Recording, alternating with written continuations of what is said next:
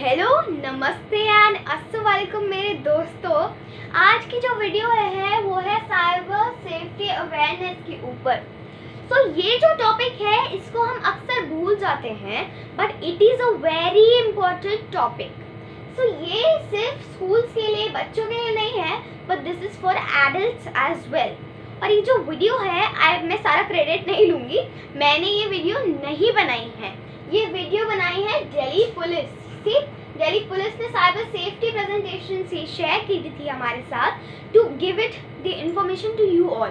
So please share this video to as many people as you can, ताकि उनको भी awareness का, cyber awareness पता चले and so that they also can learn something from this. So I would like to start this presentation and I would say that please watch the video till the end and very attentively. So please let's start. Let's start. प्यारे बच्चों, इस cyber awareness campaign में हम Delhi police की ओर से आप सभी का हार्दिक स्वागत करते हैं। रियल वर्ल्ड में तो हम सब अपनी सुरक्षा का बहुत ध्यान रखते हैं। आज हम साइबर स्पेस में कैसे सुरक्षित रहें इस पर कुछ बात करेंगे। बच्चे हैं तो क्यूरियोसिटी तो रहेगी। बच्चों में नई नई चीज़ें जानने की हमेशा चाह रहती है, लेकिन इंटरनेट पर कुछ खतरे भी हैं। क्योंकि हम एक स्क्रीन के पीछे बैठते हैं, इसलिए कई बार हम कुछ ऐसे काम कर देते हैं जो शायद रियल वर्ल्ड में हम कभी न करें, जैसे गाली गलौज, बुलिंग, फेक प्रोफाइल बनाना इत्यादि। इंटरनेट पर अच्छा बुरा हर तरीके का कंटेंट अवेलेबल है। यह हमारा डिसीजन होता है कि हम इसमें से क्या एक्सेस करें। इंटरनेट पर सामने वाले का असली चेहरा दिखाई नहीं देता, इसलिए इनएप्रोप्रिएट कॉन्टैक्ट की हमेशा संभावना रहती है। जैसे कि हमारा कॉन्टैक्ट हो सकता है फीडोफाइल से, ड्रग ट्रैफिकर से, क्रिमिनल से या इवन टेरर रिक्रूटर से। जनरली हमें पता नहीं होता कि साइबर स्पेस में हमें किन किन खतरों का सामना करना पड़ सकता है, या साइबर स्पेस हमें किस तरह नुकसान पहुंचा सकता है, और उन खतरों से निपटने के लिए हमें क्या क्या सेफ ऑनलाइन हैबिट्स डालनी चाहिए। साइबर क्राइम से रिलेटेड क्या क्या कानूनी प्रावधान हैं और हम उनकी कैसे मदद ले सकते हैं, इसकी भी हमें जानकारी नहीं होती। ऐसे सिचुएशन में हम कभी भी इन खतरों का शिकार हो सकते हैं, और इसलिए यह बहुत ज़रूरी है कि हम सेफ ऑनलाइन हैबिट्स सीखें। इंटरनेट को बुरा भला कहने से बात नहीं बनेगी, यह हमारे जीवन का अभिन्न अंग बन चुका है। आज हम एंटरटेनमेंट, शॉपिंग, न्यूज़, फ्रेंडशिप सभी के लिए इंटरनेट यूज़ कर रहे हैं। ज़रूरी यह है कि हम इंटरनेट के साथ साथ उसकी सावधानियों को भी अपनाएं। बच्चों, ऑनलाइन सेफ्टी का मूल मंत्र है pause and think before you connect, यानी इंटरनेट पर कुछ भी करने से पहले थोड़ा ठहरें और अपनी सेफ्टी पर ध्यान दें, फिर कनेक्ट करें। पॉज यानी ठहरो। हड़बड़ी में किया गया गलत कंडक्ट, कॉन्टैक्ट या कंटेंट हमें नुकसान पहुंचा सकता है। जब भी आप इंटरनेट पर कुछ पोस्ट या शेयर करते हैं तो एक पल के लिए ठहरें और अपने आप से पूछें कि क्या आप उन यूजर्स या लोगों को अच्छे से जानते हैं या उन पर ट्रस्ट करते हैं जिनके साथ आप इंटरैक्ट कर रहे हैं। जो कंटेंट आप शेयर या डाउनलोड कर रहे हैं उसका आपके ऊपर क्या असर पड़ सकता है, क्या आप यह जानते हैं? आप कैसा अनुभव करेंगे यदि आपकी पर्सनल इंफॉर्मेशन या पोस्ट या पिक्स एक ऐसे व्यक्ति के पास पहुंच जाएं जहां इसे आप नहीं पहुंचाना चाहते थे? इन सब क्वेश्चंस के आंसर में ही आपकी ऑनलाइन सेफ्टी छुपी है। अब आपको एक शॉर्ट फिल्म दिखाते हैं। भाई ग्रेजुएशन कंप्लीट होते मैंने सोचा कि मैं भी अपने दोस्तों की तरह जॉब कर लूं, पर बापू बोला नहीं भाई डेयरी पे आ जा। अब पूरी जिंदगी अगर बापू के कंधे पे बैठ के जी तो फिर क्या जिंदगी जी। फिर एक दिन जो है गवर्नमेंट वेब वॉल पे वैकेंसी देखी, तो मैंने तड़के उस वैकेंसी पे अप्लाई किया।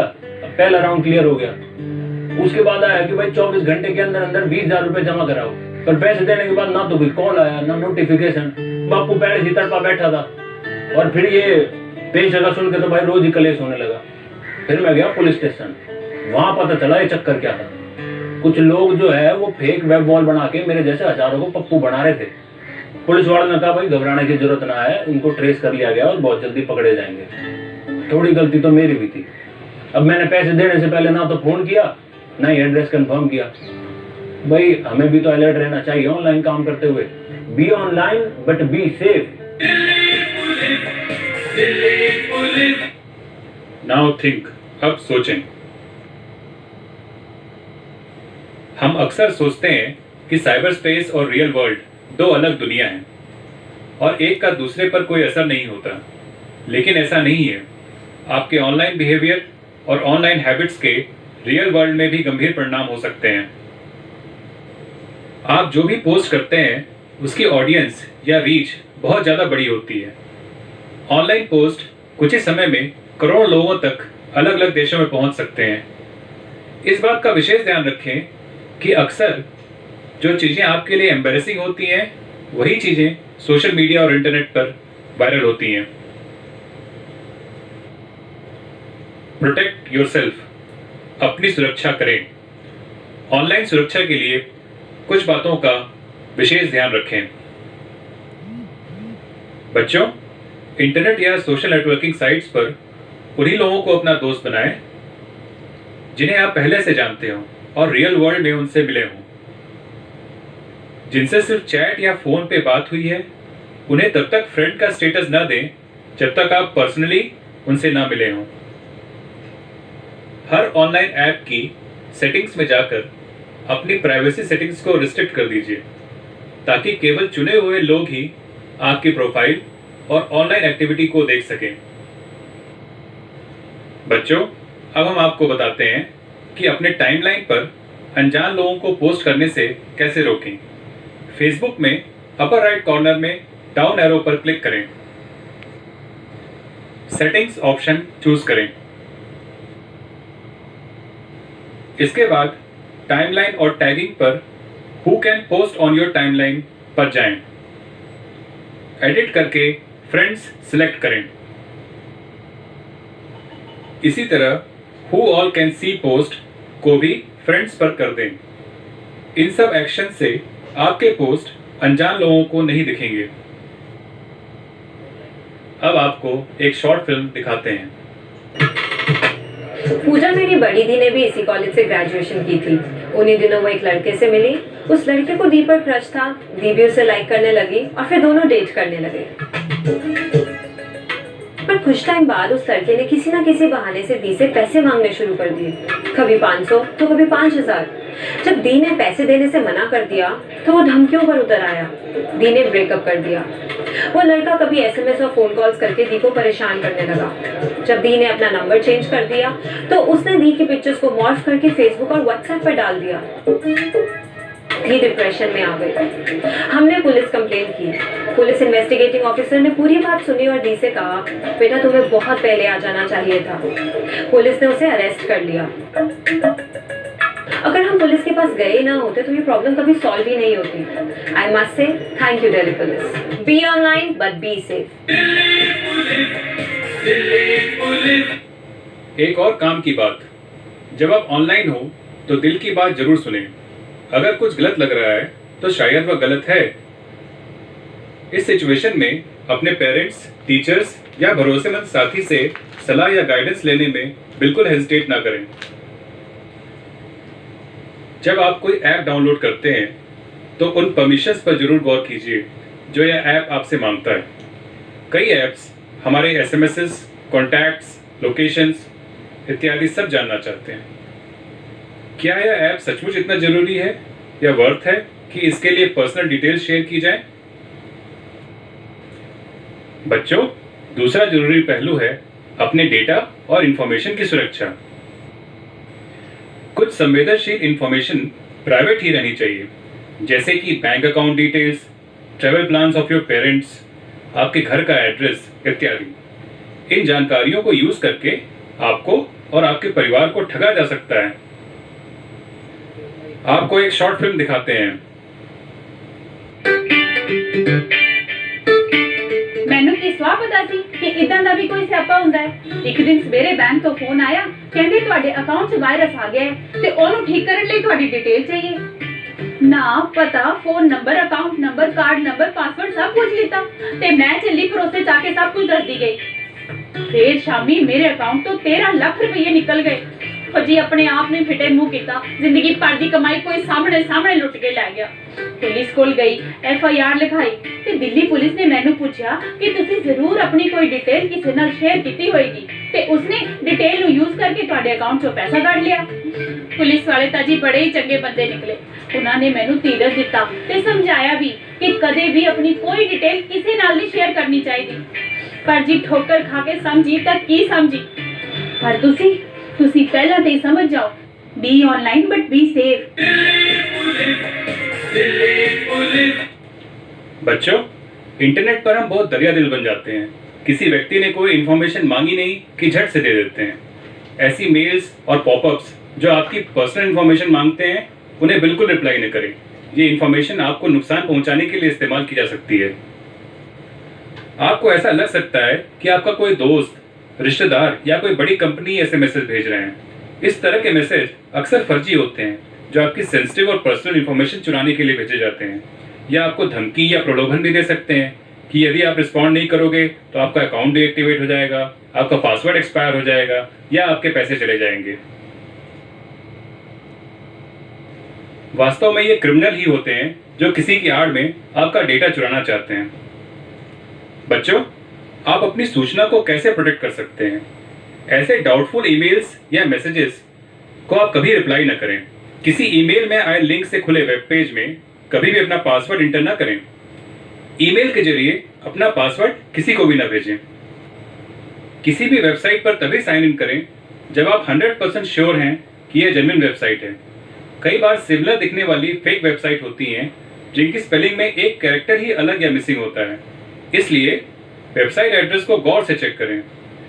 ब्राउजर अपडेट्स तुरंत इंस्टॉल करें या ऐसे ब्राउजर सेलेक्ट करें जो ऑटोमेटिकली लेटेस्ट वर्जन पर अपडेट हो जाते हैं। एक और ध्यान की बात, डाउटफुल ईमेल्स या फिशिंग स्कैम्स को तुरंत रिपोर्ट करें। Let's take a break. अब देखिए एक शॉर्ट फिल्म। मैं पुराना किला में एक शो करके बाहर निकला तो मेरे फोन पर 3 SMS थे कि मेरे क्रेडिट कार्ड से 2 लाख रुपए की शॉपिंग हो गई।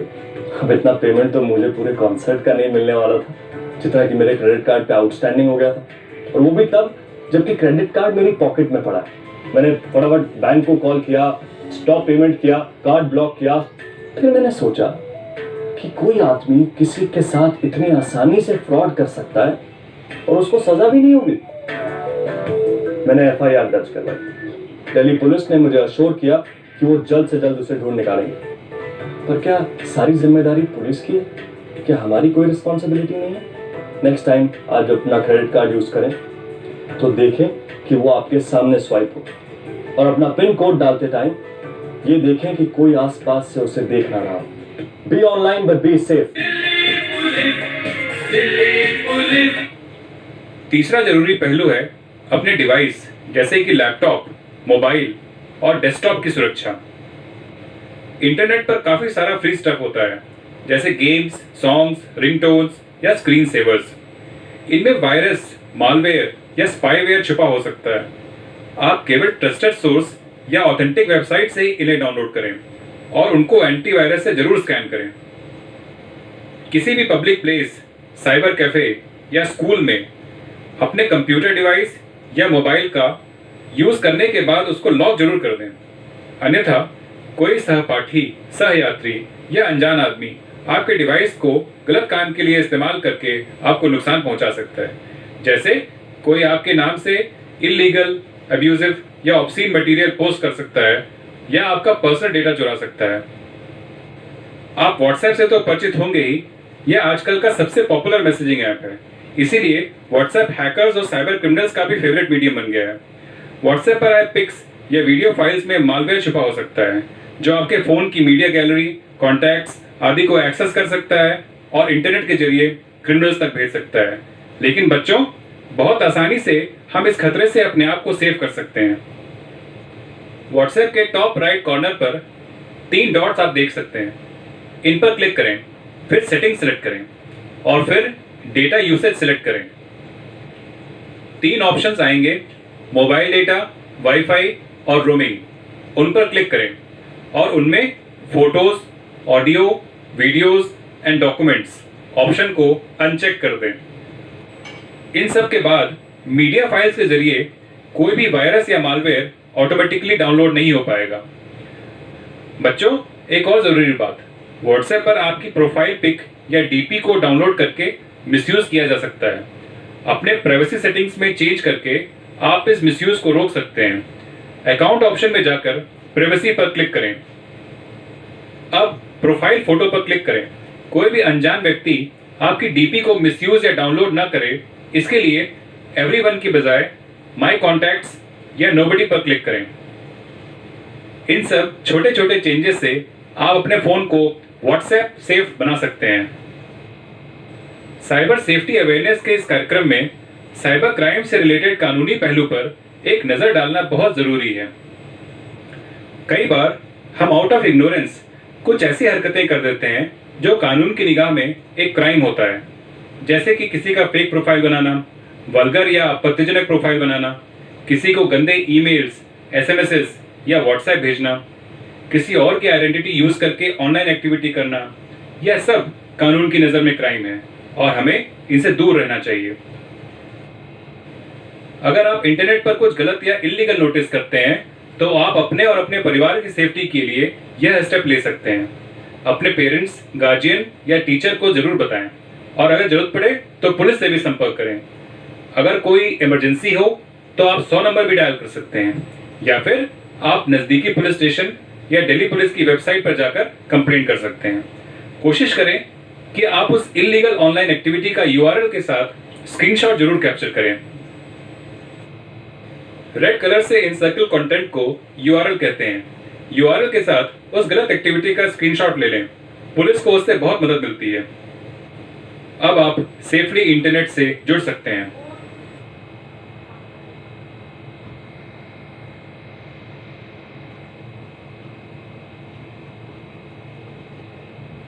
सो गाइज, ये थी वो video which I really wanted to share with you.